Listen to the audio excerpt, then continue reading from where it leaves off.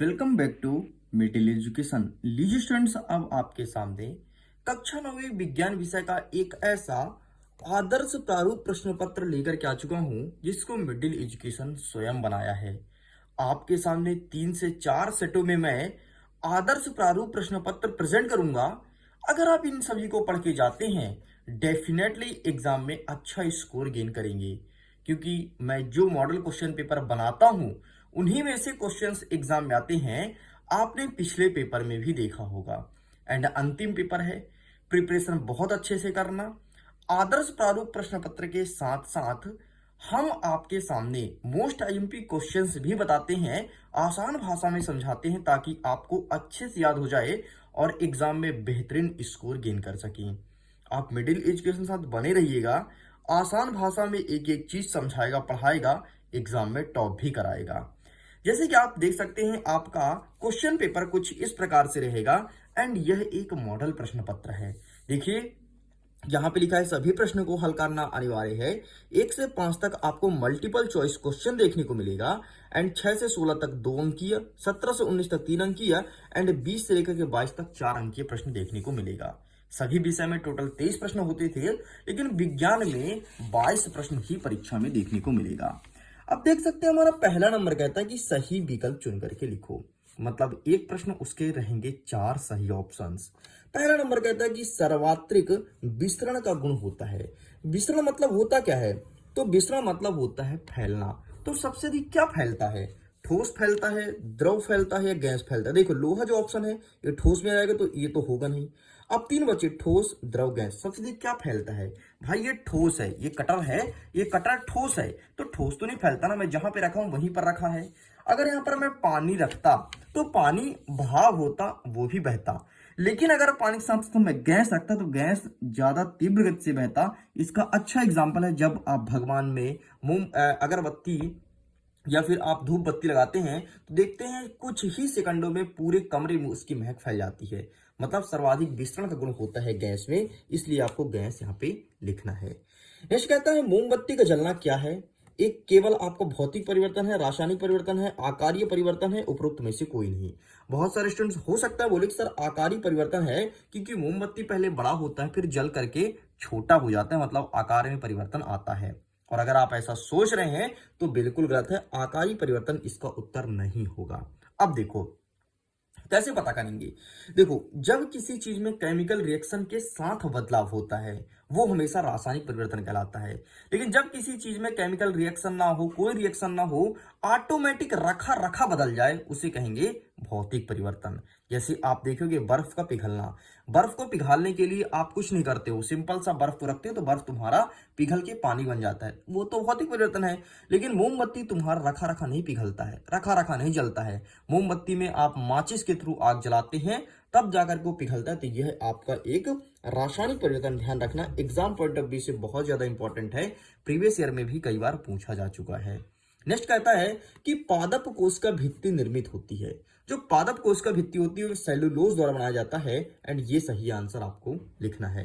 देखो, पादप कोशिका में सेलुलोज होता है और जंतु कोशिका में नहीं होता। अगर ये अंतर पूछे तो अंतर का भी एक पॉइंट दिमाग में रख सकते हैं। चौथा नंबर कहता है कि तांत्रिक ऊतक की कार्यात्मक इकाई क्या होती है? तो इसका सही आंसर आपको न्यूरॉन लिखना है। देखो, तंत्रिक ऊतक मतलब जिसके थ्रू आप शरीर का काम करवाते हैं। देखो, अगर तंत्रिक ऊतक हमारे पास नहीं होता, एक्टिव नहीं होता, तो हम निष्क्रिय और एक पागल इंसान की तरह होते हैं। जैसे मैं यहाँ पर पेन चला रहा हूँ, पेंसिल हिला रहा हूँ, देखो ऐसे, ये सब तंत्रिक ऊतक की वजह से ही संभव है। एंड इसकी कार्यात्मक इकाई मतलब कार्य करने की इकाई न्यूरॉन ही करती है। इस चीज को ध्यान रखिएगा। आगे बढ़ते हैं, सदिश राशि कौन सा है? एग्जाम में हमेशा पूछता है कि अदिश और सदिश राशि कौन सा है। हमारे यहाँ पर ऑप्शन दिया है वेग, विस्थापन, त्वरण, या सभी। तो यहाँ पर आपको लगाना है उपरोक्त सभी। ये जितने भी 4 के चारों ऑप्शन है सभी सदिश राशि है, इसमें से कोई अदिश राशि नहीं है। सदिश राशि का परिभाषा होता है कि दिशा सहित, जिसमें दिशा भी हो, मतलब परिणाम के साथ साथ दिशा बताए, उसे सदिश राशि कहते हैं। इस चीज को ध्यान रखिएगा। आगे बढ़ते हैं, छठवां नंबर, किसी बल द्वारा किया गया कार्य क्या हो सकता है? अगर हम बल द्वारा कोई कार्य करते हैं तो वह हमेशा धनात्मक होगा कभी ऋणात्मक नहीं होगा। जैसे ये देखो, ये है हमारा कटर, कटर को हमने बल लगाया और बल द्वारा ये हमने खिसका दिया, एक इसमें धनात्मक कार्य होगा। ठीक है, कार्य कभी ऋणात्मक नहीं होता, इस चीज को ध्यान रखिएगा, कुछ भी करते हैं हमेशा धनात्मक होता है। यही सब क्वेश्चंस इंग्लिश में अवेलेबल है। Choose the correct option and right, देख सकते हैं अगर आप इंग्लिश मीडियम के स्टूडेंट हैं तो। पहला नंबर कहता है the substance with highest diffusion property is, तो यहां पर आपको लगाना है gas, is correct answer. The burning of cold is, ठीक है, तो यहां पर आपको क्या लगाना है, ओनली केमिकल चेंज। एंड इसी प्रकार से इंग्लिश में क्वेश्चंस अवेलेबल है। अगर आप इंग्लिश मीडियम के प्रिय विद्यार्थी हैं तो प्लीज इंग्लिश में भी कवर कर लीजिएगा। चलिए आगे बढ़ते हैं, अब हम कवर करते हैं रिक्त स्थान की पूर्ति कीजिए। पहला नंबर कहता है कार्य बराबर क्या होता है, कार्य का सिंपल सा डेफिनेशन कार्य का सिंपल सा समीकरण सूत्र पूछा है, तो कार्य बराबर बड़गुणे विस्थापन। तो यहां पर सिंपल सा आपको क्या लिखना है, विस्थापन। मैं यहां पर लिख देता हूं, ये रहा विस्थापन। नेक्स्ट कहता है ध्वनि तरंगे डैश डैश होती है, तो ध्वनि तरंगे जो होती है वो हमेशा अनुदैर्ध्य तरंगे होती है, तो यहां पर आपको अनुदैर्ध्य लिख देना है। सर्वाधिक गुरुत्वाकर्षण नियतांक का मान क्या होगा, तो सब जगह गुरुत्वाकर्षण का मान होता है 1.67 इंटू 10⁻11, ये होता है सर्वाधिक गुरुत्वाकर्षण का नियतांक। नेक्स्ट चौथा नंबर कहता है संवेग परिवर्तन की दर डैश डैश के अनुक्रमानुपाती होती है, तो इसका आंसर आपको कमेंट सेक्शन में लिख करके देना है। इस बार मैं एक नहीं बल्कि 2 प्रश्न का उत्तर दूंगा, आपको चौथा नंबर और 5वां नंबर कमेंट सेक्शन में लिख करके देना है। वैसे तो बहुत सारे स्टूडेंट्स आंसर अटेंड करेंगे मुझे पता है, लेकिन अब आपकी जवाबदारी है कि सबसे पहले उत्तर कौन देता है। अगर आप मिडिल एजुकेशन के रेगुलर स्टूडेंट हैं और फेवरेट स्टूडेंट हैं तो सबसे पहले आंसर आप दीजिएगा। जो स्टूडेंट सबसे पहले और सटीक और सही आंसर देगा उसको मैं दूंगा अपना हार्ट, मतलब उसके कमेंट को करूंगा लव लाइक। नेक्स्ट कहता है इलेक्ट्रॉन पर कौन सा आवेश होता है, तो बच्चे को पता है कि इलेक्ट्रॉन पर ऋण आवेश होता है, क्योंकि प्रोटॉन पर धन आवेश होता है और न्यूट्रॉन पर कोई आवेश नहीं होता, इस चीज को ध्यान रखिएगा। ऐसा स्ट्रक्चर बनता है देखो, हमेशा बीच में जो होता है उसे कहते हैं प्रोटॉन और न्यूट्रॉन, और बाहर जो चक्का लगाते हैं उसे कहते हैं इलेक्ट्रॉन। इलेक्ट्रॉन हमेशा ऋण आवेश होता है, इसलिए इलेक्ट्रॉन को ई के साथ फिर माइनस का चिन्ह लगाते हैं, इस चीज को ध्यान रखिएगा। प्रोटॉन हमेशा धन आवेश होता है और न्यूट्रॉन मतलब न्यूट्रल, ये हमेशा उदासीन होता है, इसमें कोई भी आवेश नहीं होता है। यही सब क्वेश्चन इंग्लिश में अवेलेबल है। अगर आप इंग्लिश मीडियम के स्टूडेंट हैं तो इसका फायदा उठा सकते हैं। आगे बढ़ते हैं, प्रश्न क्रमांक 3 कह रहा है सही जोड़ी मिलाइए। अत्यधिक संपीड़न, ब्रोमीन, घेंघा रोग, प्लास्टिड, फ्लोएम और औसत वेग। अब देखिए, सही जोड़ी लगाने का एक बेस्ट तरीका यही होता है कि आपसे पहले जो जो बनता है उसे अटेंड कीजिए, जो नहीं बनता उसका आंसर ऑटोमेटिक आएगा, आप स्वयं देखना। सपोज करो कि हमसे ये नहीं बनता, अत्यधिक संपीड़ित है। ब्रोमीन पता है तो ब्रोमीन एक अधातु है, तो ये हो जाएगा दूसरे नंबर का उत्तर, ठीक है। नेक्स्ट बता है घेंघा रोग, घेंघा रोग क्यों होता है, आयोडीन की कमी से, ये हो जाएगा तीसरे नंबर का उत्तर, ठीक है। पहला मेरे से नहीं बना है। चलिए आगे बढ़ते हैं, प्लास्टिड मेरे से नहीं बनता, इसे ही छोड़ दो।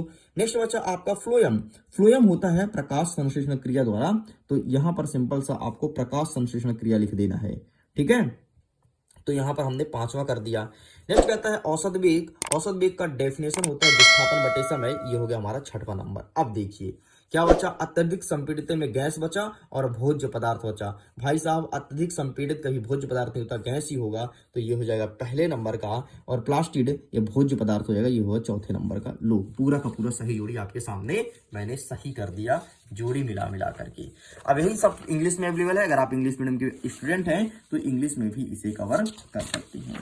चलिए पेज पलटते हैं, आगे बढ़ते हैं। नेक्स्ट क्वेश्चन, नेक्स्ट अब कहता है कि एक वाक्य में उत्तर दीजिए, लेकिन यहां पर भी 5वां नंबर कहता है एक वाक्य में उत्तर दीजिए, लेकिन जब हमने इसका आंसर फाइंड किया तो यहां पर इन्होंने गलत लिख दिया। इन्होंने मतलब मिडिल एजुकेशन ने, यहां पर होना चाहिए आपका सत्य असत्य बताइए, ठीक है। तो छोटी सी गलतियां हैं तो ध्यान दीजिएगा, सत्य असत्य लिखिए, ठीक है। अब देखो, गैसीय अवस्था में कणों की गति अनियमित और अत्यधिक तीव्र होती है, बिल्कुल सत्य है। अगर कोई चीज गैसीय अवस्था में है तो उसके कणों की गति अनियमित होगी, मतलब कहीं भी भग सकती है और बहुत तीव्र गति से होगी, इसीलिए अगरबत्ती का महक घर में बहुत जल्दी फैलता है। नेक्स्ट कहता है मिश्रण में एक से अधिक पदार्थ निश्चित अनुपात में मिलाए होते हैं। देखो भाई साहब, एक होता है यौगिक, दूसरा होता है मिश्रण। यौगिक में अनिश्चित अनुपात में मिलाते हैं, लेकिन मिश्रण में कोई पदार्थ को निश्चित अनुपात में मिलाते हैं, बिल्कुल ये बात सही कही गई है। नेक्स्ट देखना, तीसरे नंबर का उत्तर आप सब गलत देंगे। थॉमस ने न्यूट्रॉन की खोज ना की थी। भाई साहब जल्दी जल्दी स्टूडेंट क्या पढ़ता है, थॉमस ने न्यूट्रॉन की खोज की थी, है ना को छोड़ देता है, खोज की थी तो तुरंत एकदम असत्य लगाएंगे, लेकिन यहाँ पर लगा है क्या, ना, तो यहाँ पर आपका सत्य हो जाएगा, ध्यान दीजिएगा, है ना। न्यूट्रॉन की खोज करने वाला जेम्स चैडविक था, ना कि थॉमसन। नेक्स्ट कहता है एकल झिल्ली वाला अंगक राइबोसोम होता है, यहां पर हम असत्य करेंगे। और नेक्स्ट कहता है आपका कि अस्थि और उपस्थि एक प्रकार का उत्तक है, बिल्कुल सही है भाई, एक प्रकार का टिश्यू से उत्तक है। और विस्थापन का गणितीय मान सदैव धनात्मक होता है, हाँ जी बिल्कुल सत्य है। वैसे तो विस्थापन धनात्मक ऋणात्मक शून्य कुछ भी हो सकता है, लेकिन उसका जो गणितीय मान होता है, जो वैल्यू होता है, हमेशा सॉरी विस्थापन का गणितीय मान धनात्मक होता है, नहीं, विस्थापन गणितीय मान धनात्मक नहीं होता, धनात्मक ऋणात्मक शून्य कुछ भी हो सकता है, इसलिए आपको यहाँ पर असत्य कर देना है। लीजिए, इस प्रकार से ये सभी कंप्लीट होती हैं। यही सब चीज इंग्लिश मीडियम में है, आप फायदा उठाइएगा। नेक्स्ट कहता है प्रश्न क्रमांक 5, एक वाक्य में उत्तर दीजिए। यहां पर कहता है कि त्वरण का एसआई मात्रक क्या होता है, तो आपको लिखना है ये, बस मीटर सेकंड इनवर्स, खत्म। नेक्स्ट कहता है जब वस्तु एक समान गति में होती है तब मार्ग कैसा दिखाई देता है, तो जब वस्तु एक समान गति में हो तो सरल रेखीय दिखाई देगा, तो यहां पर आपको लिखना है सरल रेखीय, ठीक है। नेक्स्ट कहता है कि सर्वात्रिक गुरुत्वाकर्षण नियतांक जी का मान कितना होता है, तो इसका वैल्यू होता है 6.673 इंटू 10⁻⁻11 न्यूटन मीटर स्क्वायर, बस इतना लिख के कंप्लीट करना है। नेक्स्ट कहता है किसी वस्तु की गतिज ऊर्जा के लिए व्यंजक निकालना है, तो सिंपल सा 1/2 mv का स्क्वायर। नेक्स्ट कहता है ऐसा एक पौधे का नाम लिखिए जिसका उपयोग हरी खाद के निर्माण के लिए जाता है, तो यहाँ पर आपको मूंग लिखना है, ठीक है। मूंग एक ऐसा पौधा जिसका निर्माण हरी खाद के निर्माण के लिए किया जाता है। एंड 2 अनाज का नाम बताना जिसमें कार्बोहाइड्रेट होता है, तो आपके चना में कार्बोहाइड्रेट होता है, चावल में होता है, गेहूं में होता है, तो 2 अनाज पूछा है तो 2 सिंपल सा लिख देना। यही सब चीजें इंग्लिश में अवेलेबल है, इंग्लिश में भी आप क्वेश्चंस को देख सकते हैं। इतना ही स्टूडेंट्स, अगर इस पेपर के पीडीएफ को डाउनलोड करना है तो लिंक डिस्क्रिप्शन बॉक्स में दिया गया है, जल्दी जाकर के आसानी से डाउनलोड कीजिए। ये हमारा पार्ट नंबर 1 था, जल्दी मिलेंगे पार्ट नंबर 2 के साथ, जिसमें आगे के क्वेश्चंस को कवर करेंगे। वीडियो पसंद आए तो वीडियो को लाइक करके दोस्तों के साथ शेयर कीजिएगा। एंड ये हमारा सेट नंबर ए है, जल्दी हम आपके सामने सेट नंबर बी भी प्रेजेंट करने वाले हैं। ओके, जल्दी मिलते हैं 2nd पार्ट के साथ, बाय बाय।